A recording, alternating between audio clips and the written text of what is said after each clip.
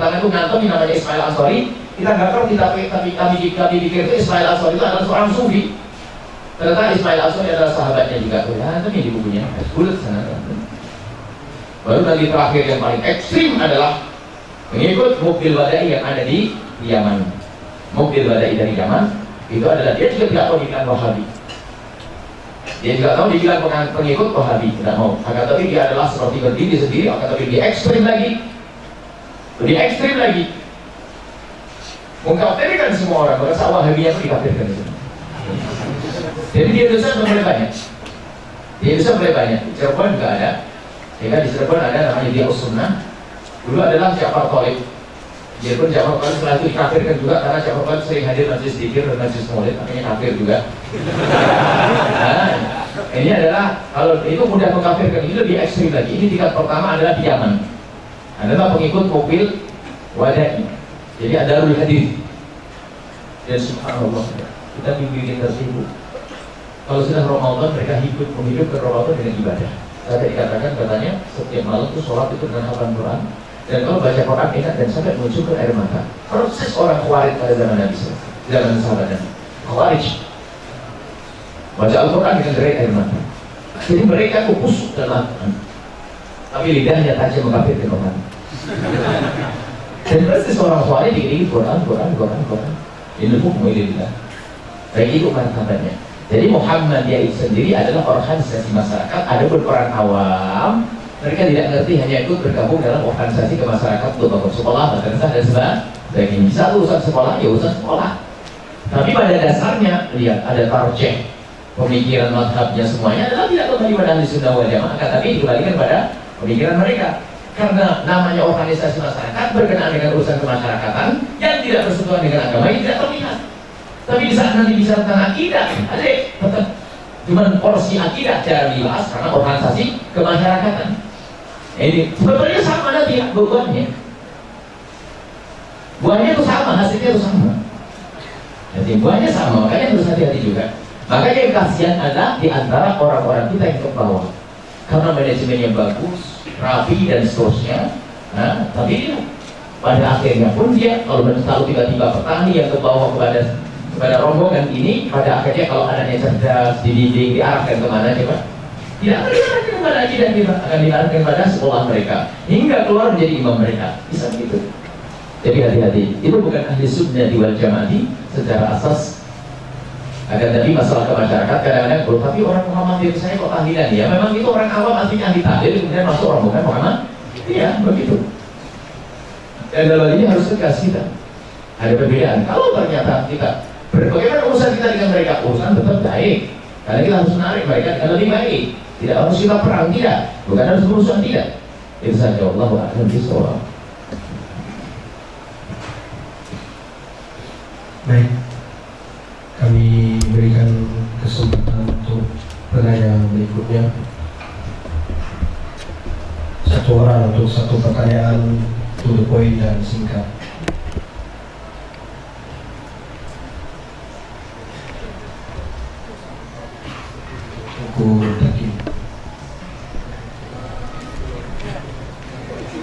Mohon diserahkan mic ke belakang.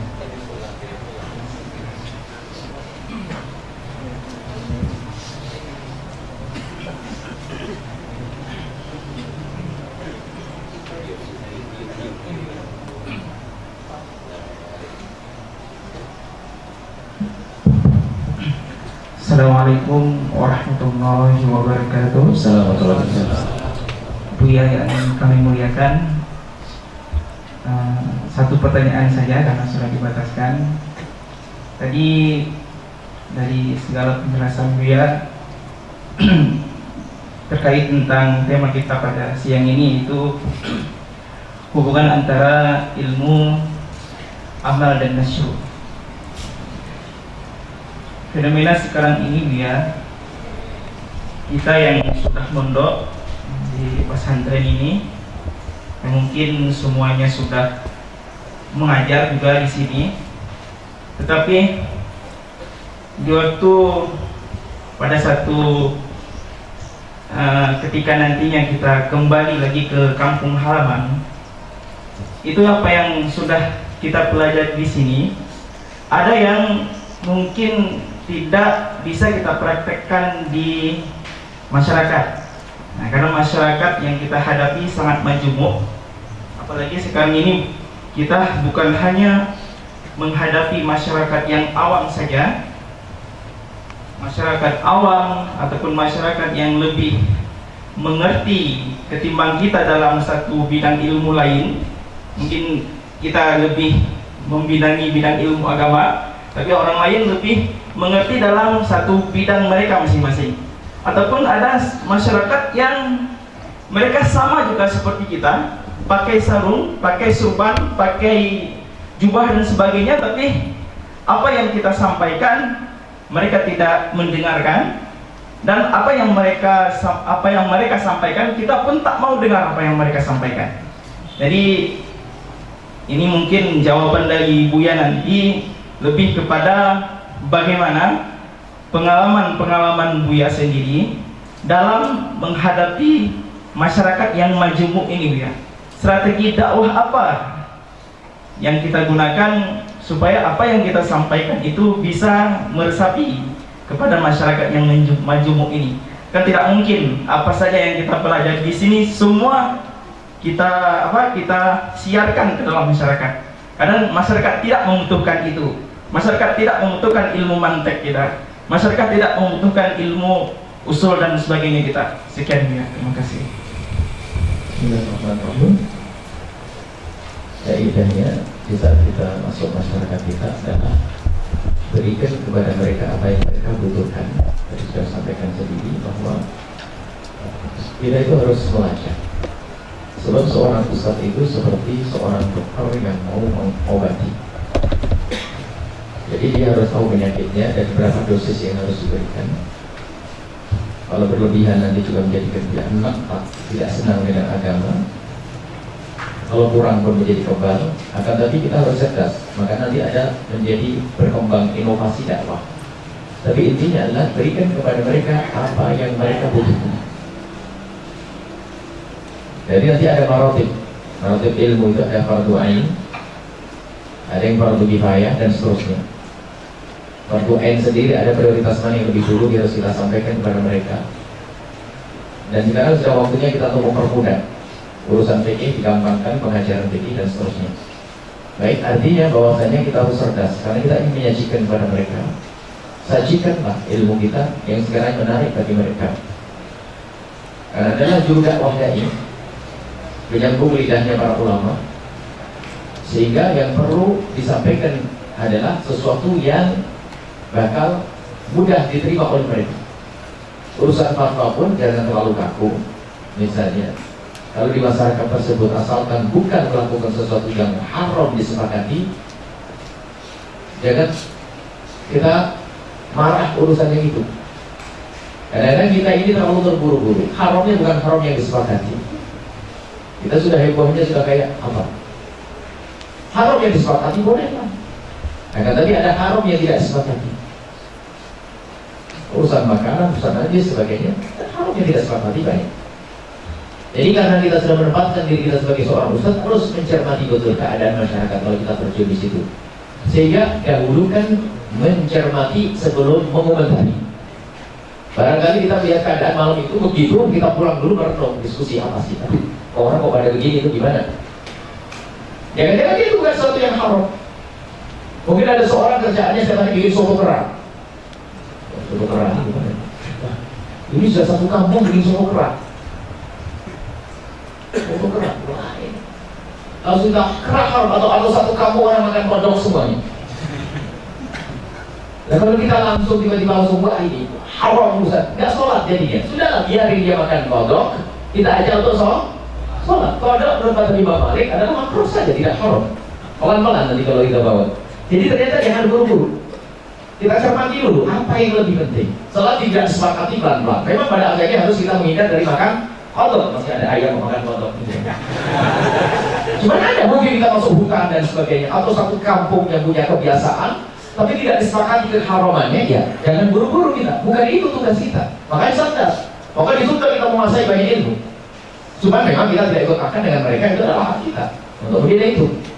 Jadi harus selalu bercerna. Kadang kita itu apa namanya, sampai satu kampung itu di Jawa, kopiah itu kayak wajib. Kopiah kayak, sehingga kalau orang nggak pakai kopiah itu aib. Kopiah wajib, kalau nggak pakai kopiah aib. Sampai orang pakai celana pendek itu kopiahan. Sudah jadi kembali ke bukan. Subhanallah. Jadi rupanya menganggap bahasanya menutup aurat ini jadi salah paham. Jadi pendekatan yang salah ada ini. Nanti suatu kita masuk ke kampung aneh itu pakai kopiah semuanya. Kalau pakai kopiah itu aib di situ. Cuma dia ambil paha kelihatan ini semuanya. Jadi ini salah. Kalau urusan kopiah saja, ya kopiah baju nanti. Baik, ada nanti kita harus mencermati keadaan itu supaya pokoknya jangan dahulu komentar. Kita perlu merenungi dulu. Ya, orang awam, orang awam tidak punya madhab. Madhabnya adalah madhab siapa yang ngajari dia. Bukan, jangan dipaksakan, ntar dulu. Kalau masalah-salahnya tidak fahish, tidak sampai mutafaq alaih disepakati. Masalah urusan sholat berdemikian, keabsahan tidak hanya diikut ke madhab yang lain, tidak ada masalah. Baca di sabah kutub mufidah pelan-pelan. Baru nanti kesempurnaan yuk kita kirim belajar madhab syafi'i, madhab ini dan sebagainya. Baru itu dicermati. Kemudian setelah itu, memang betul. Tidak semuanya harus kita berikan mantek dan sebagainya. Itu kan biasanya kembali kepada namanya kecerdasan atau idrok. Idrok itu penting. Idrok itu kepekaan seseorang di dalam menyebut, kepekaan seseorang di dalam berdakwah, ya. Sehingga itu setelah ada kepekaan itu ada kelihayan. Jadi ada mukadimah, kelihayan, ada mukadimah ya. Kalau kita ingin menyampaikan sesuatu itu jangan tutup poin juga. Maksud kita kalau ingin memberikan jawaban kepada sesuatu biasanya kalau berat kita beri mukadimah agar dia kuat. Beri mukadimah. Jadi kita ada kadang kalau dalam Al-Quran namanya ada usulul hakim. Nanti kalau ya usulul hakim itu bertanya tentang ini tapi jawabnya yang lain. Kadang-kadang ada orang-orang itu bertanya itu ada sesuatu. Misalnya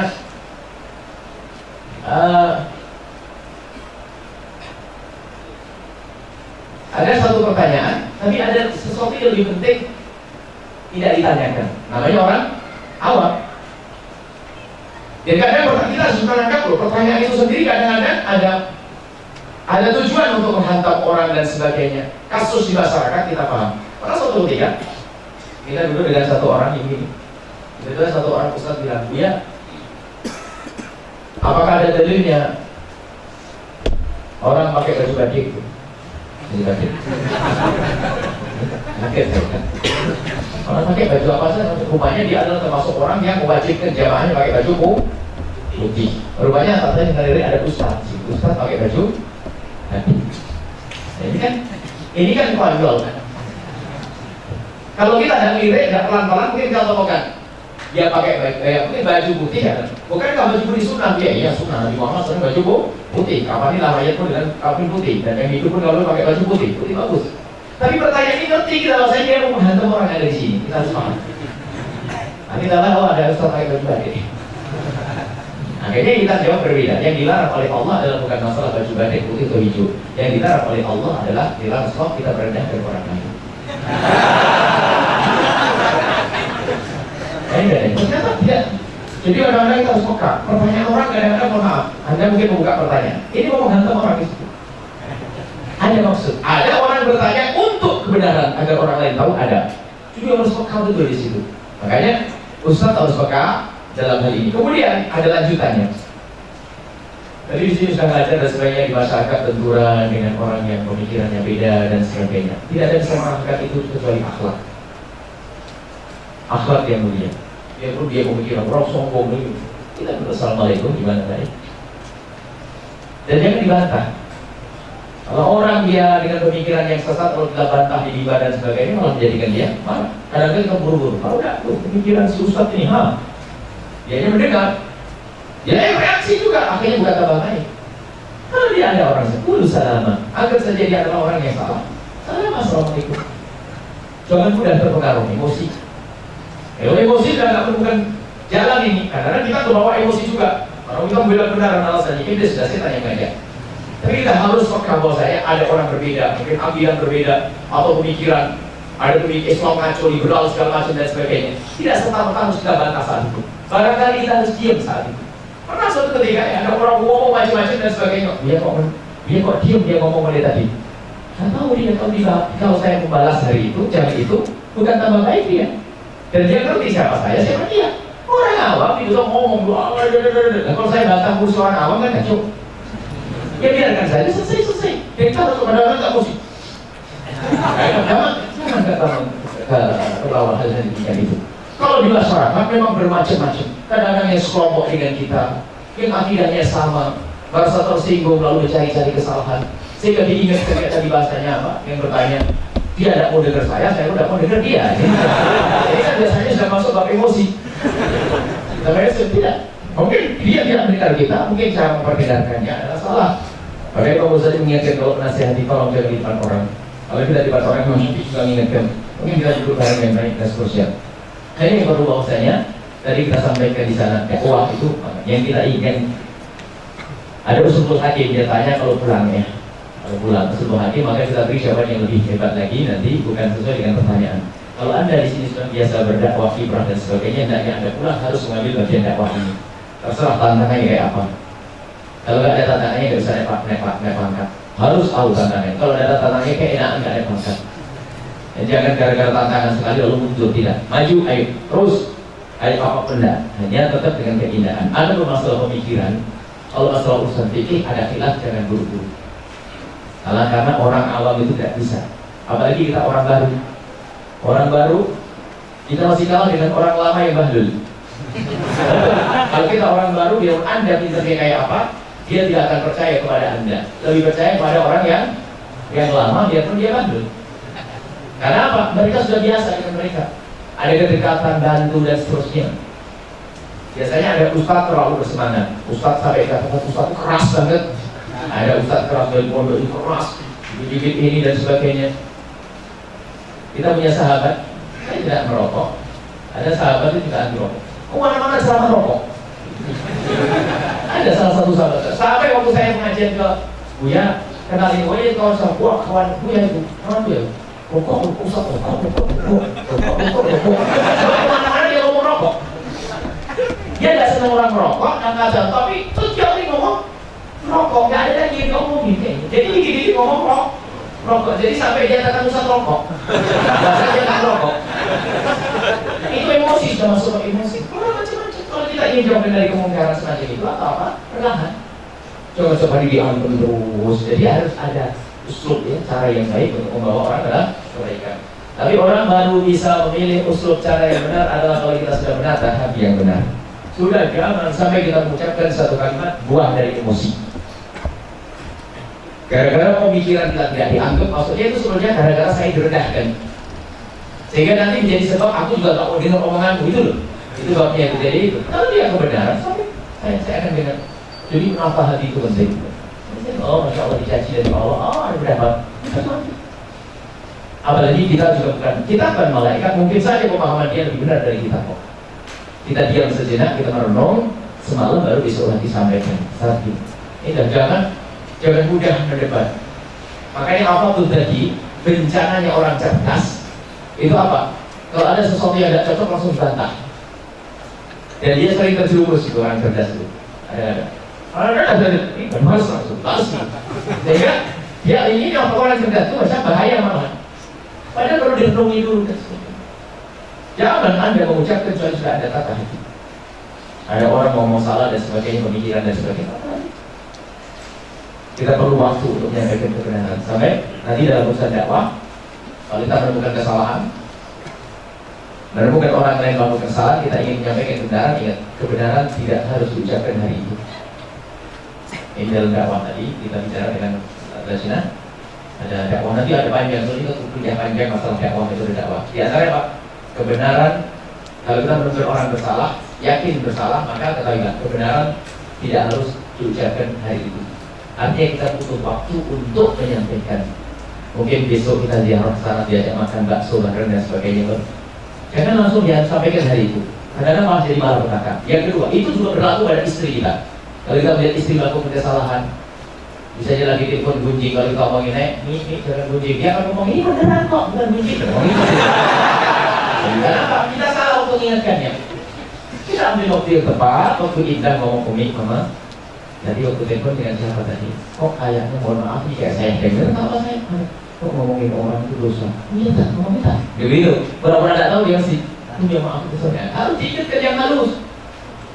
Ini jangan kebenaran yang tidak harus ucapkan hari itu. Perlu tempo, perlu waktu. Kesiapan dia dan kesiapan hati kita. Membalas itu bukan sesuatu yang baik. Karena kita akhirnya balas-balasan. Tidak, saya ingin menyampaikan kebenaran. Yang kedua adalah kebenaran tidak harus diucapkan oleh lidah Anda. Jangan sok jadi pahlawan. Jadi apa? Kalau kita yang ngomong mungkin tidak bisa nyampe, tapi kita bisa mencari orang lain yang bisa bakal didengar oleh dia. Makanya ini perlu menata hati manajemen hati kita itu. Ini kadang-kadang kita buru-buru tentang kita jago, ini semuanya ilmu di pondok bisa semuanya, pasti bisa saya selesaikan. Setiap ada orang dijawab. Jadi kalau kebenaran tidak harus diucapkan oleh lidah kita. Mungkin kita, wah, yang bakal dengar dia adalah si Fulan. Saya akan datang kepada si Fulan, ya mohon maaf, kemarin si Fulan kayak gitu. Mungkin saya tanya ke dia. Jadi ini adalah cara, bukan sekedar kita punya ilmu yang cukup, tidak.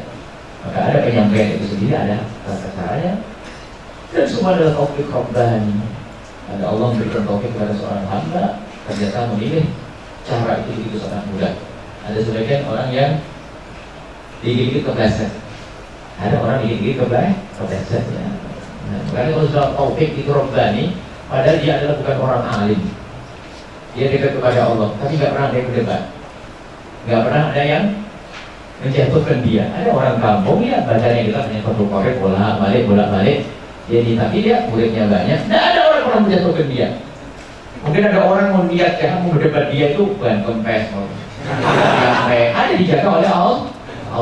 Maka Allah menjaga kita. Kita tidak kepleset dan tidak ada orang menjatuhkan kita. Baik. Kemudian masalah mengingatkan karena hawa nafsu.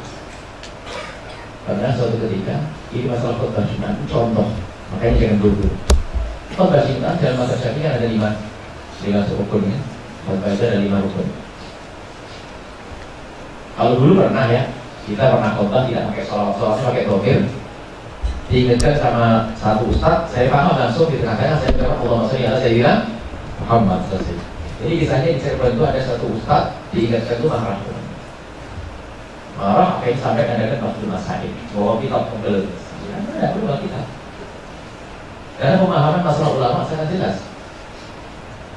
Nah, setelah kita lihat permasalahannya apa, rupanya yang ingatkan itu sudah marah dari dulu dengan kiai lamanya itu sudah marah. Kebetulan saya langsung diingatkan dengan cara yang tidak baik. Mestinya sebagai ustaz tidak usah beralasan ada mazhab lain.